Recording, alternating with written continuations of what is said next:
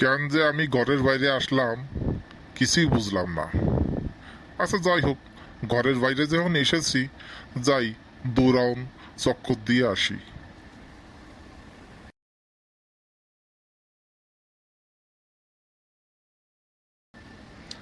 ব্যাপারখানা ঠিক বুঝতে পারলাম না। আমার সামনে আমি কেমনে দাঁড়িয়ে আছি? এ কি ভূত? না বুঝলাম, দিন দুপুরে ভূত আসবে কোথার থেকে? নাকি আয়না?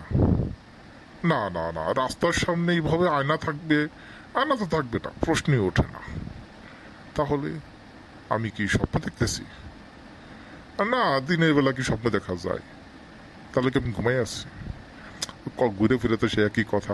না না না না, আমার মাথা ঘোরাচ্ছে। না, ঘোরাচ্ছে না। তাহলে উনি কে?